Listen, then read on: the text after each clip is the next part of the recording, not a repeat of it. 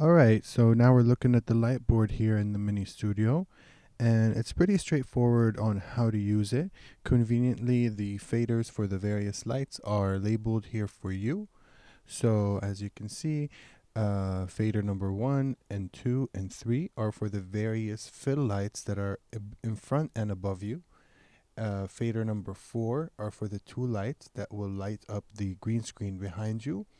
Number 5 is a fill light if you want more of a backlight that will provide a backlight on the subject sitting in the seat. And number 6 is the main light that's kind of at eye level below the TV in front of you that will act as a key light.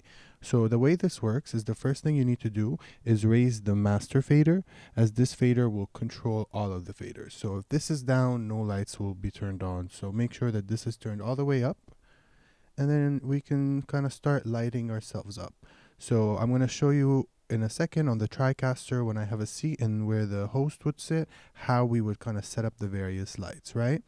But typically you might begin by raising your key light on the subject and then raising the fill lights, and the fill lights should be a little bit less than how high the key light is. Typically we would say that the key light, whatever you set the key light to be, the fill lights should be about half that intensity.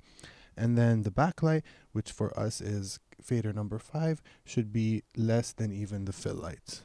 And then number 4, which is the lights on the green screen behind you, you can turn those all the way up depending on if they're overexposed or not on the shot. But the idea with the green screen lighting is that it should be as brightly and evenly lit as possible so that you can get a kind of consistent color green across your frame, which would kind of help making your key cleaner, right? And remember, like I said, this main master fader will control all of the lights. So if I turn this down, it will kind of fade all the lights out. So this is a good way to quickly kind of turn the lights off while maintaining the kind of variations in the lights that you would like on your subject. And then I can just turn this back on and I'll be back in business. Faders number 7 and 8 are not assigned to anything.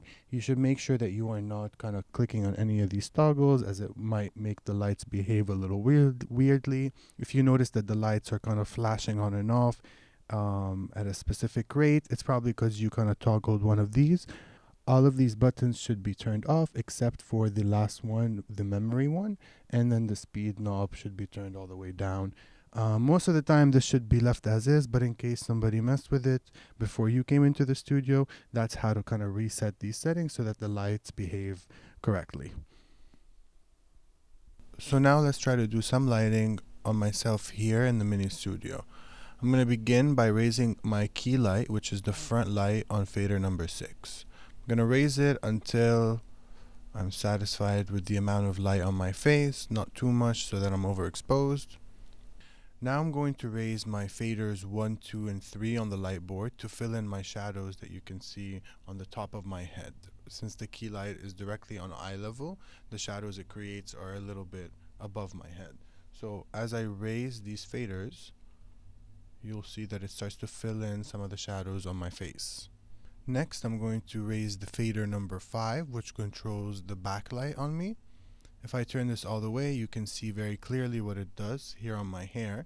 It is, creating a backlight on me, which really helps to separate me from the green screen and to give me a kind of a clear outline. And then lastly, I'm going to raise the light on fader number 4, which is the light for the green screen. I want to turn this pretty high up, but not too much that it starts to kind of fade me out, but enough so that the green screen is well and evenly lit. So this might be what your lighting is going to look like.